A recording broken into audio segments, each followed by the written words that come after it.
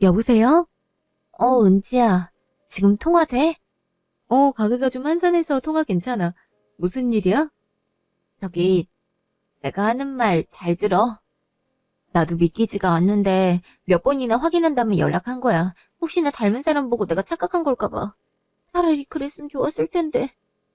대체 뭔데 그렇게 비정하게 말해? 괜찮으니까 말해봐. 내 펜션에 네 남편이 와 있어.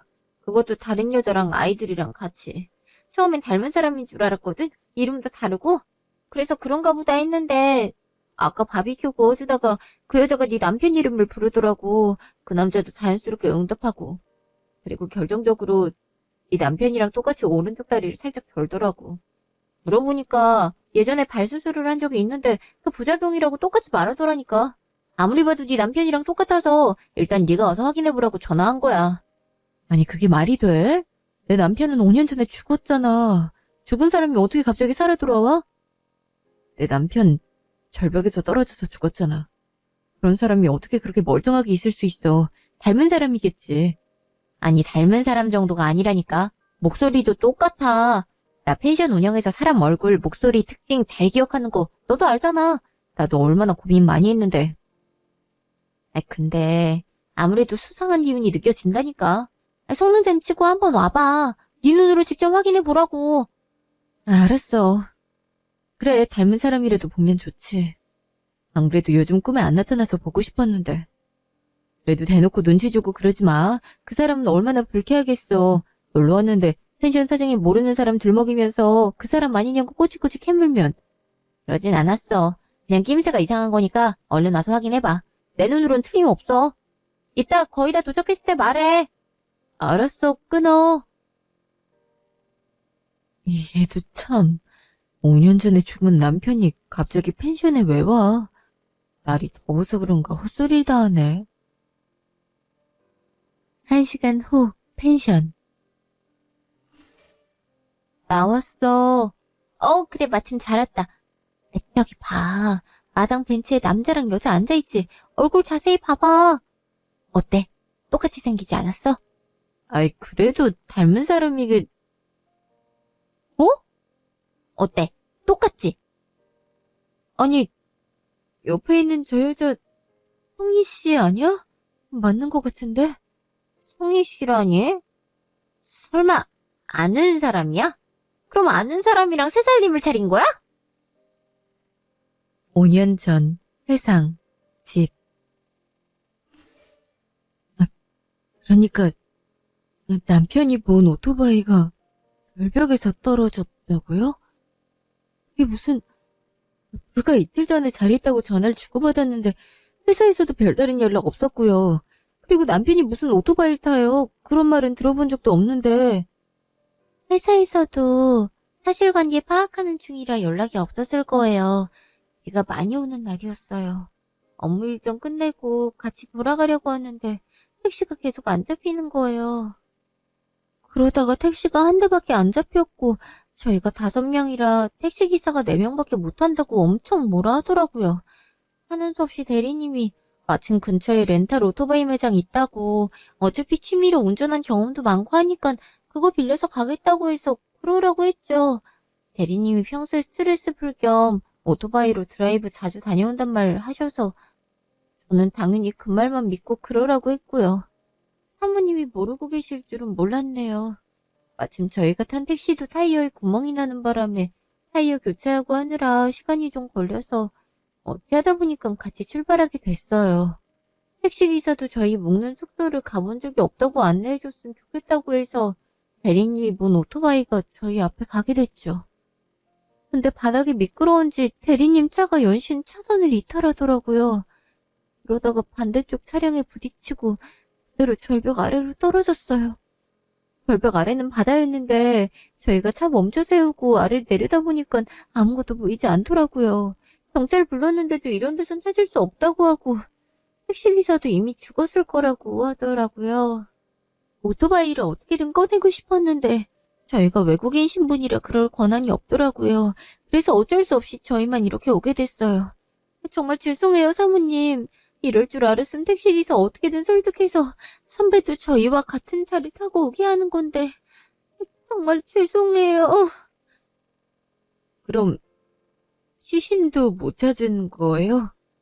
제 남편은 그럼 아직도 그 바다에 처박혀 있는 거예요? 네. 저희가 회사 통해서 어떻게든 처리해보려고 했는데 안 된다고 하더라고요. 자국민도 비슷한 사고 몇 번 있었는데 그 유가족들도 시신을 못 찾는데요. 그 바다가 워낙 깊은 곳이기도 하고 차를 끌어올릴 만한 기구도 인력도 부족하다고 어쩔 수 없다고 하더라고요. 어떻게 그런 일이... 그럼 시신도 없이 내 남편 장례를 치러야 되는 거예요? 꺼낼 수도 없고요?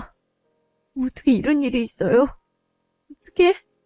오랜만에 미국 출장이라고 신나서 짐 챙기던 모습이 선한데 어떻게 거기서 이런 사고를... 저희도 믿기지가 않아요. 늘 고된 일 먼저 맡아준 정말 다정다감한 분이셨는데 이런 식으로 허망하게 돌아가셨다는 게 믿기지 않아요. 저 사모님께는 정말 면목 없네요. 정말 죄송합니다. 장례 절차나 그런 건 다 저희가 알아서 할 테니 사모님은 자리만 지켜주세요. 그리고 제가 회사에 보상금 청구할 수 있도록 도와드릴게요. 회사에선 본인 과실 주장을 펼칠 것 같은데 그게 어디 말이 되나요?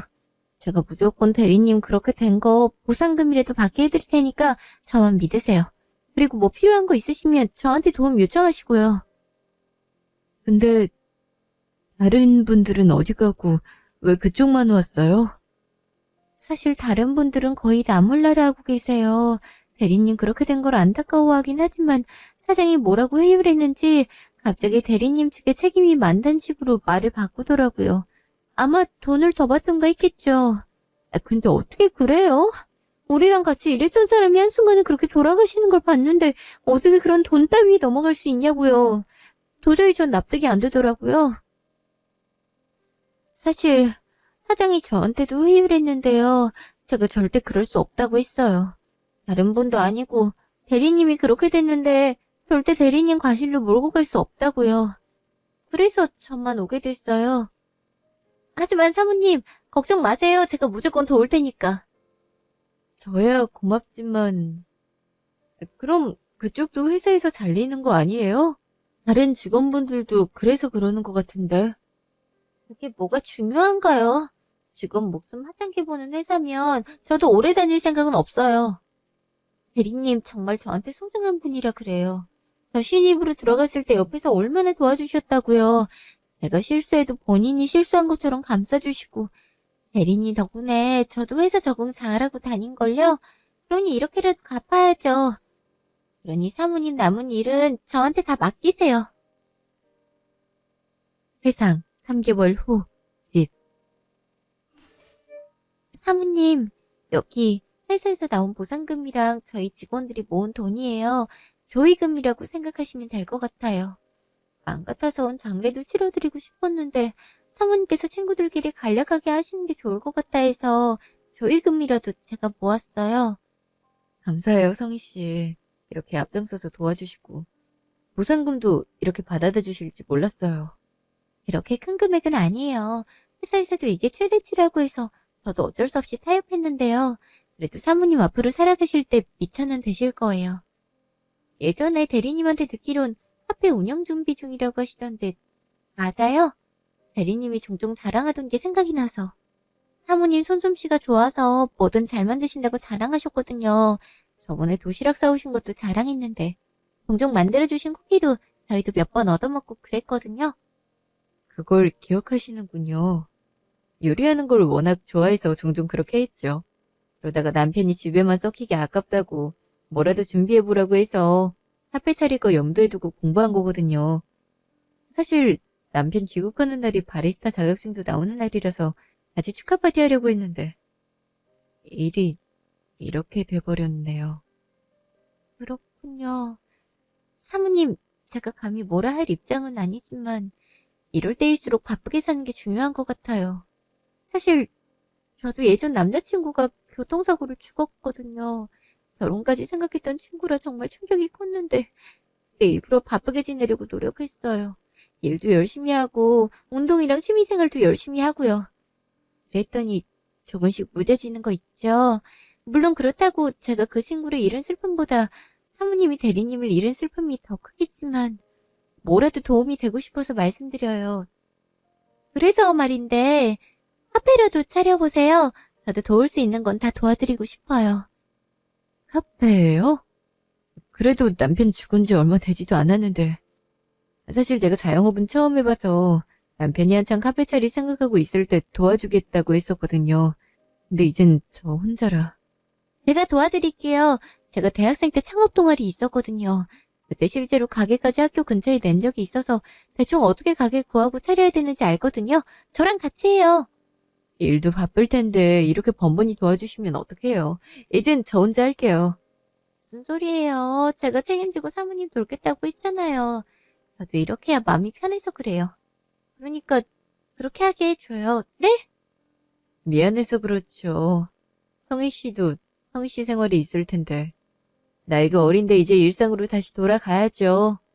엄밀히 말하면 저희 둘 남남이잖아요. 물론 남편이 그렇게 간 건 너무 슬픈 일이지만 성희 씨가 그걸 책임질 이유는 없으니까요. 지금은 이렇게 사모님 도와서 대리님에 대한 죄책감 더는 게 제가 할 수 있는 일이잖아요. 저도 살자고 하는 거예요. 아직도 눈을 감으면 대리님 차가 절벽 아래로 떨어지던 게 생각이 나서 사실 심리치료를 받고 있거든요. 거기 치료사가 차라리 유가족 당사자랑 슬픔을 주고받는 게 나을 수도 있다고 하더라고요. 그러니까 저를 위한 일이기도 하니 부담 가지실 필요 없어요. 그래도 너무 고마워요. 성희 씨 아니었으면 제가 어떻게 버텼을지 모르겠네요. 성희 씨도 이래저래 충격이 컸을 텐데. 다른 분들은 괜찮으시대요? 다른 분들도 눈앞에서 그런 사고를 보게 됐으니 트라우마가 꽤 클 것 같은데. 아무래도 그렇긴 하죠. 다들 힘들어하는 기색인데 전 그래도 회사 말 듣고 대리님 보상금 못 받게 하려고 가담한 게 잊혀지지가 않더라고요. 사람에 대한 정이 다 떨어져 나갔다고 해야 될까요? 암튼 그래요. 그러니 사모님도 그 사람들 만날 생각 하지도 말아요. 정말 최악이니까요. 내가 만날 일이 뭐가 있겠어요. 아직도 믿기지가 않네. 아직도 그냥 남편이 출장 중인 것만 같아요. 금방이라도 저 문 열고 출장 잘 다녀왔다고 할 것 같고요. 사모님 마음 이해해요. 사모님, 저랑 같이 심리센터 다녀요. 거기 사모님처럼 가까운 가족 잃은 분들 많아요. 같이 얘기 나누고 하다 보면 분명 나아질 거예요. 고마워요, 정말. 이렇게까지 신경 써주고. 당연히 해야 할 일을 한 것뿐이에요. 그러니 저희 같이 이겨내봐요.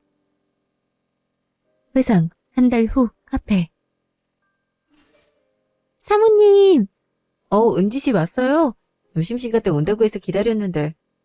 무슨 일이 있었나 봐요? 퇴근 때 오는 거 보면. 일이 너무 바쁘더라고요. 밥 먹을 틈도 없었네요. 사모님도 손님 요즘 많아서 끼니 잘 못 챙겨 드셨을 것 같은데 제가 요 앞에서 만두랑 쫄면 포장해 왔거든요. 가게 마감하고 같이 드실래요? 1시간 뒤면 마감하시죠. 제가 도와드릴게요. 아이, 저 혼자 해도 돼요. 가뜩이나 일하고 와서 힘들 텐데 또 일을 시킬 순 없죠. 저기 앉아 있어요. 전 오히려 가만히 있는 게 더 힘들더라고요. 근데 송희 씨, 무슨 땀을 그렇게 흘려요? 더워요? 곧 겨울인데. 그러게요. 요즘 부쩍 몸에 열이 많아졌네요. 살이 쪄서 그런가? 사모님, 저 살 많이 쪘어요? 동료들이 죄다 그러던데.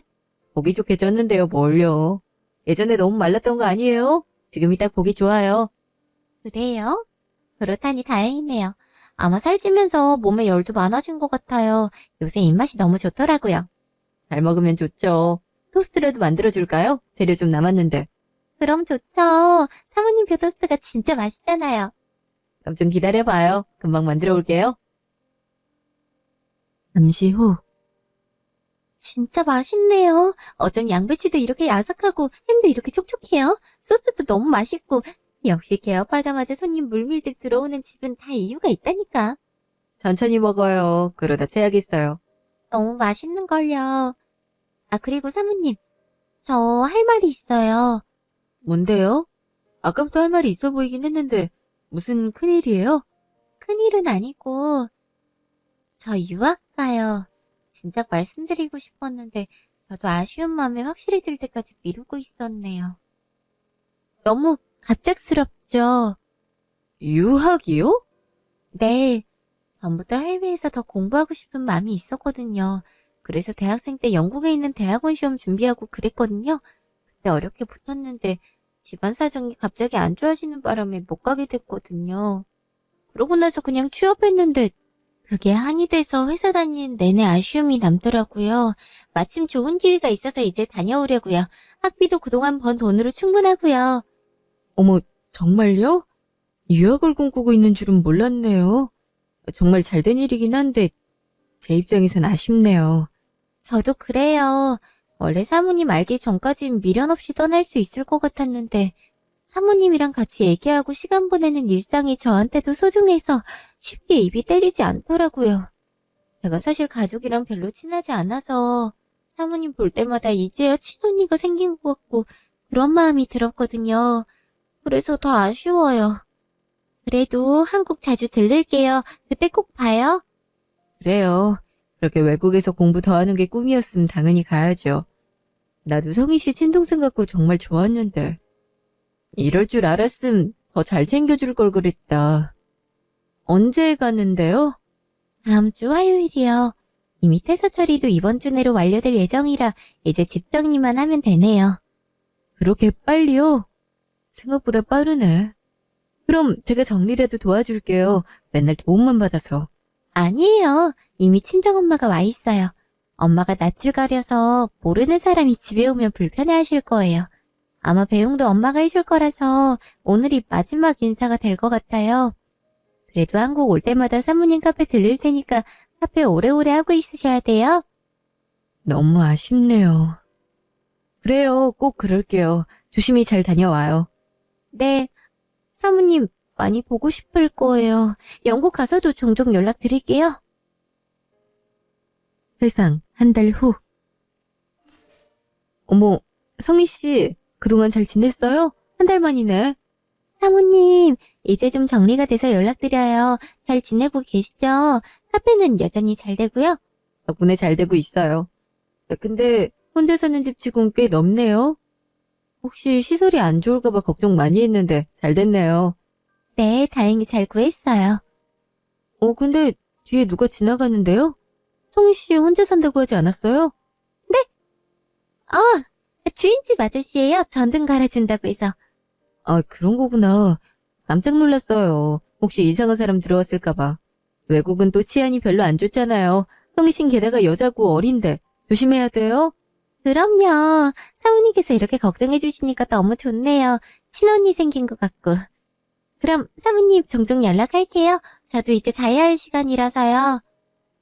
영국은 지금 밤이겠군요. 그래요, 푹 자요. 다음에 또 봐요. 네. 회상, 직후 집. 그새 성희 씨 살이 많이 쪘네. 영국 음식이 기름진가? 영국 음식 맛없어서 보통은 살 빠진다고 하던데. 차라리 다행이지 뭐. 괜히 음식 안 맞으면 그건 그거대로 고생이니까. 그래도 이렇게 연락돼서 좋다. 그동안 나도 모르게 성희 씨한테 의지하고 있었나 보네. 벌써 허전하기도 하고. 성희 씨 참 좋은 사람이었어. 성희 씨 아니었으면 그동안 정말 힘들었을 거야. 회상 끝, 펜션. 그 뒤로 몇 번 연락 오다가 끊겨서 아쉬웠는데 성희 씨가 왜 저기에, 그것도 내 남편이랑? 야야야, 우리 쪽 돌아본다. 잠깐 숨어. 오빠, 이렇게 오랜만에 한국 오니까 너무 좋다. 역시 한국이 살기 최고라니까. 애들도 좋아하고.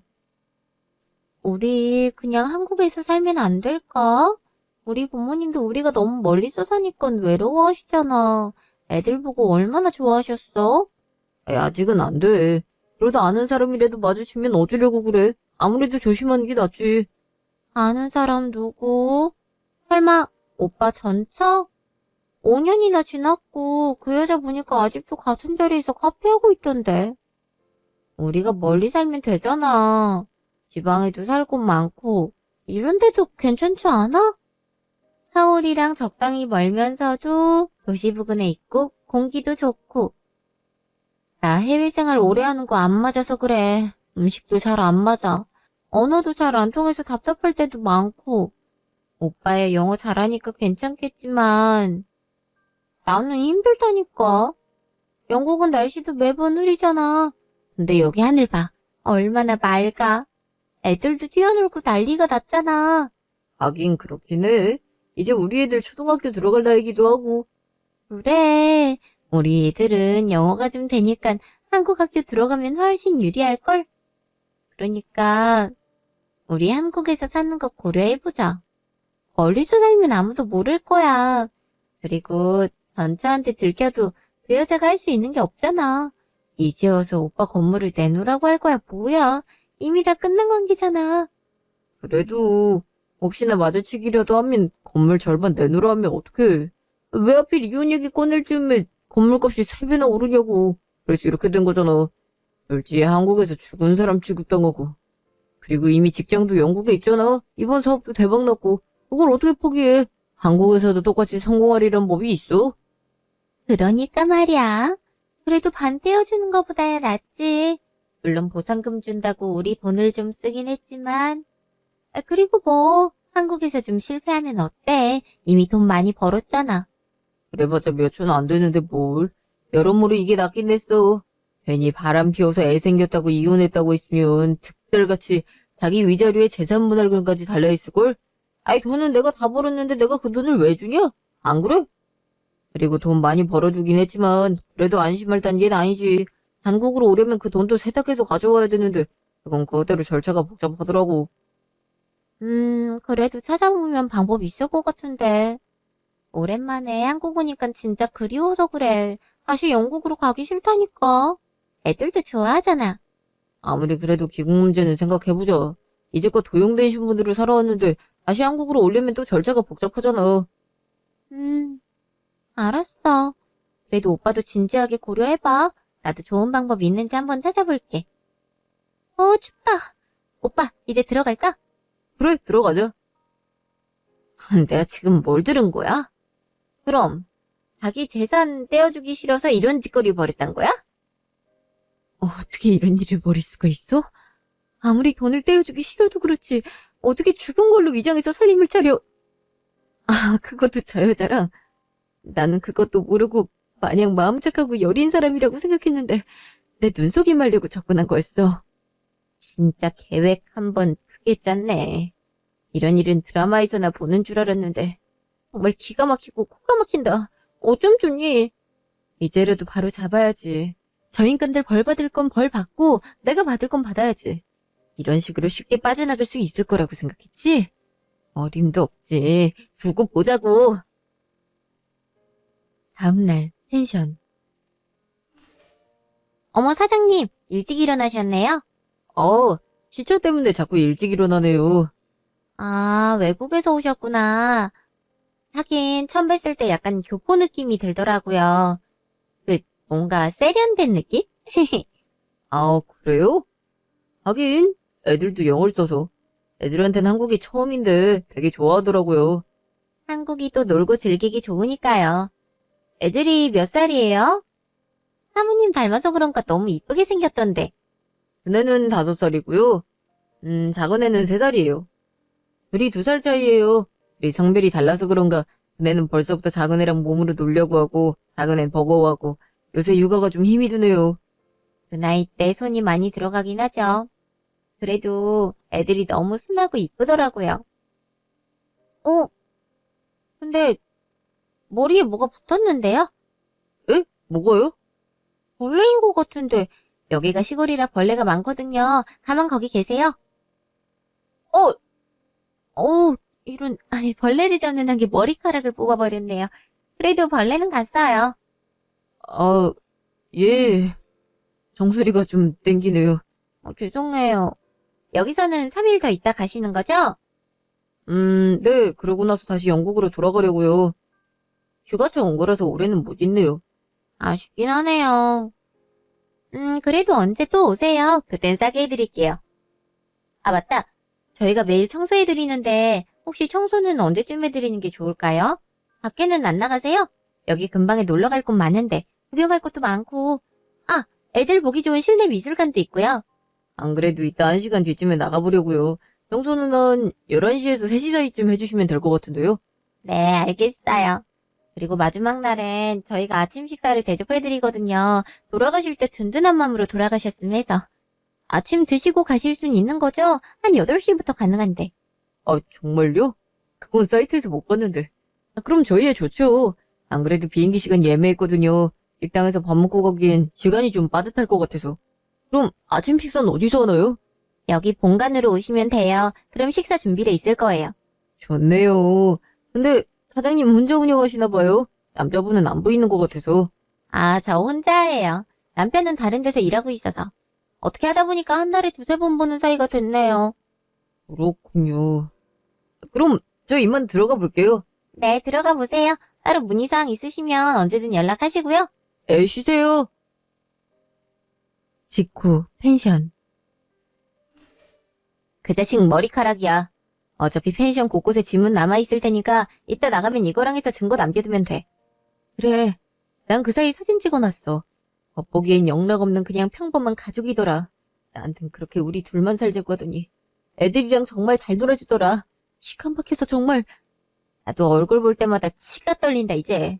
어떻게 사귈쳐도 그런 사귈치니? 그래도 이제라도 바로잡을 수 있어서 얼마나 다행이야. 그러게 말이야. 하늘이 내려주신 기회지. 그날 저녁 펜션. 어머, 사모님. 사모님은 어쩜 그렇게 얼굴이 이쁘세요? 동안이시고. 아, 나이가 그냥 어리신 건가? 애들이 그래도 곧 초등학교 들어간다고 해서 못해도 30대 후반은 될 거라고 생각했는데. 아, 저는 33이에요. 일찍 결혼한 편이죠. 아, 그래요? 요즘 젊은 사람답지 않네요. 근데 큰애는 원래 아빠 닮는다던데 이 집 아이는 사모님을 빼다 박은 것 같아요. 좀 신기하더라고요. 둘째에는 사장님 얼굴이 확실히 있는데. 아, 뭐 그럴 수도 있죠. 큰애도 잘 보면 남편 얼굴이 있어요. 그런가요? 아, 뭐 그게 중요한 게 아니니까요.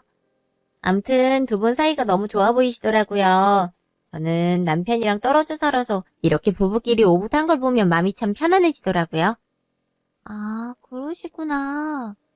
하긴 그럼 좀 외롭긴 하죠. 전 어릴 때부터 단란한 가정 이루는 게 꿈이어서요.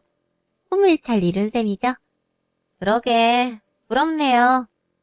부러우면 남편이랑 같이 사세요. 방법 찾으면 있지 않을까요? 그래도 이렇게 큰 펜션 운영할 정도면 능력 되시는 거 아니에요? 뭐, 이미 이렇게 떨어져 산 지도 한참 돼서 이게 익숙하더라고요. 오히려 같이 부대끼고 있으면 싸우기나 하고. 그래도 나중엔 더 외로워지실걸요. 너무 안 좋게 생각하지 마세요. 여자는 무조건 남자가 옆에 있어야 돼요. 그래야 옆에서 보호해주죠. 아, 그래서 이런저런 거 상관없이 가정을 꾸리셨구나. 네? 그게 무슨 말이에요? 아무것도 아니에요. 그냥 되게 사랑이 많으신 분 같아서. 제가 그런 측면이 많긴 하죠. 어릴 때부터 사랑 듬뿍 받고 자랐거든요. 그게 어른이 돼서도 보이나 봐요. 3일 후 펜션. 저희 왔어요. 얘들아, 인사해야지. 인사 안 할 거야. 죄송해요. 애들이 워낙 쑥스러움이 많아서. 아유, 그럴 수도 있죠. 또 여긴 애들한테 외국이기도 하니까. 아, 식사 차려놨으니까 어서 와서 드세요. 근데 주방에 못 보던 분이 계시네요. 아, 식사 챙겨주신 분이에요. 저 혼자 식사 준비하기엔 좀 버거워서요. 지금 바쁘시니까 일단 와서 드세요. 아, 예. 어머, 김치찌개 진짜 맛있다. 이게 얼마만에 김치찌개야? 잘 먹을게요. 이 맛은 되게 익숙한 맛이네. 어디서 맛봤더라? 왜요? 음식이 익숙하신가 봐요? 예. 어디서 많이 먹어본 맛인데 어디서 먹어봤는지 기억이 잘 안 나네요. 오빠도 참, 이런 밥상은 한국 어디에서도 먹어볼 수 있지. 예전에 한국 살 때 자주 먹었겠지 뭐. 튀김 맛이 좀 특이하잖아. 되게 김치찌개에 이렇게 차돌박이 넣은 건. 네 마누라가 자주 해준 방식이지? 깜짝아! 당신이 여긴 어떻게... 나 보자마자 모른 체 할 줄 알았는데 아니었네. 내가 해준 김치찌개는 기억 못해도 와이프는 곧장 알아보네. 그건 좀 감동이야. 성희 씨도 오랜만이네. 성희 씨 유학 가기 전에 집밥 못 해준 게 그렇게 마음에 걸렸는데 이렇게라도 해줄 수 있으니 다행이네. 한번 먹어봐. 당신 옆에 있는 남자가 이 김치찌개 정말 좋아했거든. 그래야 당신도 해줄 수가 있잖아. 사모님이 여긴 어쩐 일로? 그건 내가 묻고 싶은 말인데. 한 명은 5년 전에 죽었고 한 명은 공부하러 영국 유학 갔는데 왜 이 둘이 여기 있을까? 그것도 애들 둘 데리고? 일단 애들은 죄가 없으니까 내가 데리고 나갈게. 얘들아, 아줌마랑 밖에서 간식 먹자. 여보, 그게 아니라... 어차피 들킨 거니까 단도직입적으로 말씀드릴게요. 사모님이 보신 그대로예요. 사실 저랑 오빠 진지하게 사랑하는 사이였고 그 와중에 아까 보신 큰애가 생긴 거예요. 그냥 사실대로 말하고 정식 이혼 절차 밟을까 고민했는데 사모님이 받아들이기엔 너무 큰일 같아서 어떻게 하다 보니까 이렇게 된 거예요. 이미 이렇게 가정이 이렇고요. 사모님께는 죄송하지만 그렇다고 아이 둘까지 있는 가정을 깨실 건 아니죠. 솔직히 사모님이랑 오빠 사이엔 애도 없잖아요. 사모님도 불임 판정 받으셨고요. 그 와중에 날 생각해주는 척하네. 근데 일을 어쩌나? 아직 네 옆에 있는 오빠는 나랑 부부 사이로 돼 있는데. 그게 무슨 소리야? 나 산망 처리된 거 아니었어? 분명 그렇게 됐다고 했잖아요. 장례도 가족장으로 치렀고. 시신 없는 장례식이 뭐 그리 의미가 있다고. 몰라나 본데 실종신고된 사람은 5년이 지나야 사망신고 처리가 돼. 나도 혹시나 남편이 살아 돌아올지도 모르겠다는 희망에 그동안 그대로 냅뒀고. 근데 지금이 몇 월 며칠이지? 딱 네가 우리 남편 죽었다고 한 때가 이맘때 9월이었지? 지금은 8월 중순이고. 그러니까 5년은 안 된 거지. 그러니 이제 실종자 돌아왔다고 신고만 하면 되지. 그럼 당신이 나한테 그토록 주기 아까워한 건물의 지분도 나한테 있는 거고. 우리가 부부 사이니까? 아니, 그게... 네가 분명히 확인했다고 했잖아. 나는 바로 사망 선고가 된 줄 알았지. 당사자는 오빠잖아. 여태 저 아줌마랑 부부로 묶여있는 걸 몰랐어? 나야 그동안 업체에서 사신분으로 살았으니까 내가 그걸 알아볼 겨를이 어딨어? 자, 여기 서류에 다 나와 있고 이미 네가 펜션 곳곳에 흘린 지문이며 머리카락이며 다 유전자 검사에 넘겨졌고 내 남편이랑 검사 결과도 나왔어. 나 이거 들고 그대로 실종자 찾았다고 경찰에 연락할 거고. 어떻게 찾았냐고 물어보면 그렇게 말해야겠다. 네가 의도적으로 네 재산 너한테 안 주려고 이 모든 짓을 꾸몄다고. 사기죄로 같이 고소하고 싶은데 혹시 방법 있냐고. 너도 마찬가지야. 이미 서류는 다 준비해놨으니까 빠져나갈 생각하지도 마라. 오빠, 어떻게 좀 해봐. 우리 애들도 있는데 경찰서 들락거릴 순 없잖아. 여보, 그게... 일단 진정 좀 하고. 속인 건 미안해. 나도 그러려던 게 아니라 어떻게 하다 보니까 그렇게 됐어. 근데 아까 애들 봤지? 당신 애들 좋아하잖아. 그 애들은 무슨 죄야. 나도 애가 생겼다고 하니까 어쩔 수 없이 이렇게 한 거야. 나도 당신한테 늘 죄책감 가지며 살았어. 근데 어떻게 일단 먹고 살아야 될 거 아니야. 사실 그때 나 회사에서 거의 잘릴 위기였어. 회사 사정도 안 좋고 해서 나보고 나가려는데 그 와중에 애는 임신했다고 하고 어떻게든 책임을 져야겠다고 생각해서 그런 거짓말을 할 수밖에 없었던 거야. 웃기시네.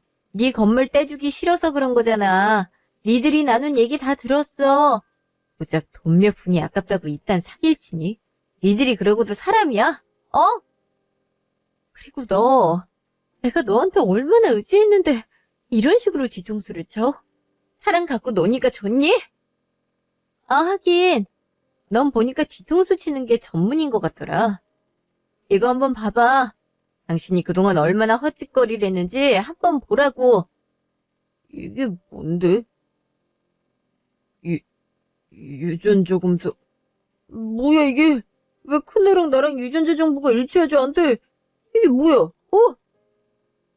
아니, 이게 왜, 설마 내 애까지 건드린 거야? 그게 지금 와서 중요하니? 네가 다른 남자애 임신해놓고 내 남편한테 덮어씌운 게 중요하지? 표정 보니까 다 알고 있었나 보네. 하긴 애 얼굴에 남편 얼굴이 하나도 없더라고. 혹시나 싶어서 검사한 건데 이렇게 나올 줄이야. 너 이게 사실이야? 그래놓고 나한테 책임지려고 그 난리 친 거야? 어? 아니, 난 속이려던 게 아니라, 나도 임신 소식 들었을 때 누구인지 확실하지가 않았어. 그래도 오빠일 거라고 생각했는데, 나도 안 지는 얼마 안 됐어. 하지만 그게 그렇게 중요해? 지금까지 친아들이라 생각하고 살았음. 앞으로도 그럼 되잖아. 나 그 사람이랑 연락도 안 돼. 어디서 뭐라고 사는지 모른다니까. 그러니 오빠가 계속 아빠 노릇하면 되는 거야. 너 그걸 말이라고 하냐? 미안한데 이 인간은 네 애들 아빠가 될 수 없어. 지금도 가짜 명의로 어떻게 가정 이루면서 살았나 본데 진짜 명의는 나랑 묶여 있잖아. 그냥 넌 가정 있는 남자 꼬신 상간녀에 불과한 거야. 알았니? 사모님, 죄송해요. 그치만 저도 가정을 이루고 싶어서 그랬다고요. 사모님은 오빠 없이도 지금까지 잘 살아왔잖아요. 그러니까 제발 신고하지 마세요. 그냥 이대로 돌아가게 해달라고요. 아, 기가 막혀. 여보, 나도 이 여자한테 속은 거야. 이 여자가 내 임신했다고만 하지 않았음. 나 이런 일 버리지도 않았어. 나도 몇 번이나 당신한테 돌아가고 싶었다고. 내 애는 곧 나온다고 하고. 그래서 어쩔 수 없이 이렇게 된 거야. 일단 내 문제는 이 여자랑 나랑 풀어야 될 문제니까 우리 좋게 좋게 해결하면 안 될까? 이미 5년이나 지났잖아. 원래대로 돌아가기도 어렵고. 누가 돌아가고 싶대? 난 내 권리를 찾겠다는 거야. 법적으로 너랑 난 부부야. 그리고 넌 다른 여자랑 바람나서 애 낳고 살림차림 파렴치한 인간이고. 그거에 대해서 내가 문제를 제기할 권리가 있잖아. 너도 마찬가지고. 그걸 하겠다는 것뿐이니까 말리지 마. 그럼 아침 든든히 먹어. 혹시나 해서 내가 경찰에 미리 신고해놨거든? 5년 전에 죽었다던 남편이 멀쩡히 살아서 돌아다니고 있으니 한번 가보라고 했지. 아마 거의 다 왔을 거야. 그러니 외국으로 튈 생각은 조금도 하지 마. 여보, 내가 이렇게 무릎 꿇을게. 진짜 미안해. 사모님, 저도 같이 무릎 꿇을게요. 저기, 애들 얼굴 봐서라도 봐주시면 안 될까요? 애들 얼굴을 보니까 더 안 되겠더라고. 부모가 이런 범죄를 저지르고 다니는데 그 밑에서 자란 애들이 제대로 잘 클 리가 있겠니? 차라리 자기 부모가 죄 짓고 벌 받는 걸 봐야 애들도 그런 짓을 안 하려고 하지. 그리고 조사해보니까 당신 재산이 상당하던데 이혼하면 내가 받을 게 꽤 있겠더라고. 그거 하나 고맙네. 5년 동안 과부 역할 맡은 보람이 있어. 여보, 나랑 얘기 좀 해. 여보. 오빠, 이제 어떡해? 그럼 오빠랑 저 아줌마랑 아직도 부부 사이라는 거야? 그럼 난 아직도 상간녀 신세에서 벗어나지 못한 거고? 뭐 이런 개똥 같은 경우가 다 있어. 그러게 제대로 확인하라고 했잖아. 그리고 감히 날 속여. 아무래도 이상하다 싶었는데 틀림없이 이상대로 이혼하면 저 여자한테 줄 게 산더미일 텐데. 게다가 사기죄로 고소까지 나가면 완전 내 인생 망하는 거라고. 그러게 그런 거짓말은 왜 해? 가만 보니까 바람 피우는 게 전문이었네, 이씨. 어떻게 그런 소리를 할 수가 있어? 오빠 인생만 망해? 나랑 애들 인생도 망해. 어쩜 좋아, 정말. 한국엔 괜히 와가고 이게 대체 무슨 일이야. 이럴 줄 알았음.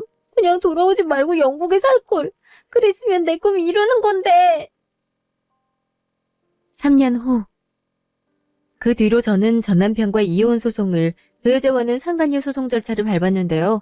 전 남편과 여자가 사기를 치고 재산을 은닉하려고 한 죄가 상당 인정되어 막대한 위자료와 재산분할금을 받게 됐어요. 그렇게 소송을 이어가던 중에 전 남편이랑 상간녀도 갈등이 커졌는지 남편이 큰애에 대한 친자 불일치 사실을 내세우며 그동안의 경제적, 정신적 피해 보상금을 상간녀에게 요구하고 있더라고요. 그에 대한 소송은 아직 진행 중인 것 같더라고요. 얼마 전에 상간녀가 저희 카페로 찾아왔어요. 전 이미 소송이 다 끝났고 보상받을 것도 다 받았다고 생각했기에 그 사람들을 아예 죽었다고 생각하고 살려고 했는데 이렇게 제 발로 찾아올 줄은 몰랐는데 당당히도 들어오더라고요. 그래서 무슨 일이라고 물으니 자기가 막대한 피해 보상금을 물어줘야 될 것 같은데 돈이 없다고. 당장 두 아이를 키워야 되는데 혼자서 어떻게 키우냐며 금전적인 도움을 줄 수 있냐고 물어보더라고요. 그 말을 들으니 너무 황당해서 잠깐 말이 나오지 않았어요. 그러다가 이내 정신을 차리곤 네가 자초한 일이니 네가 책임지는 게 맞다고 했죠. 네가 멀쩡한 가정을 파탄내지만 않았다면, 최소한 일을 원래대로 돌릴 수 있을 때 책임감을 가지고 돌렸다면 이런 일은 당하지 않았을 거라고요. 그랬더니 엎드려 엉엉 울더라고요. 이미 외부남이랑 바람피워 외국 가서 산 게 가족이고 지인이고 다 알려져서 한국에서 살기가 어렵다고. 다시 영국으로 돌아가자니 전 남편이 경제적인 기반을 마련한 거라 돌아가봤자 갈 곳도 없다고, 거짓 신세나 다름없다고 힘들어 죽겠다고 하더라고요. 당연히 제 할 바는 아니라서 영업방해로 신고하기 전에 썩 꺼지라고 하고 바로 내쫓았죠. 그 여자가 그렇게 뻔뻔하게 돈을 요구하고 신세 한탄하는 걸 보니까 내가 그동안 이런 여자를 알고 지냈단 게 새삼 소름 돋더라고요. 앞으로는 사람 조심해야겠어요. 아무리 친절한 탈을 쓰고 와도 이 사람이 과연 나한테 좋은 의도를 갖고 온 사람이 맞는지 확인하고 마음을 열어야겠어요. 여러분도 갑자기 모르는 사람이 친절하게 접근해오면 꼭 확인을 해보길 바래요. 한편으로 전 남편은 저에게 돈을 주고 나서 남은 돈으로 무리한 투자를 했나 보더라고요. 그렇게 대단한 사업을 꾸려놓고선 한순간에 다 잃어서 빚쟁이 신세가 됐다고 친구가 기대해 주더라고요. 친구 남편이 잘 나가는 사업가인데 건너 들었다고 하더라고요. 사실 5년 동안 속고 살았던 게 너무 분해서 돈을 받았음에도 불구하고 내 시간이 아깝다는 생각을 종종 했었는데, 이렇게 알아서 망한 걸 보니까 위로받는 기분도 드네요. 이제는 정말 신경 안 쓰고 제 인생에 집중해야죠. 지금까지 제 이야기 들어주셔서 감사합니다.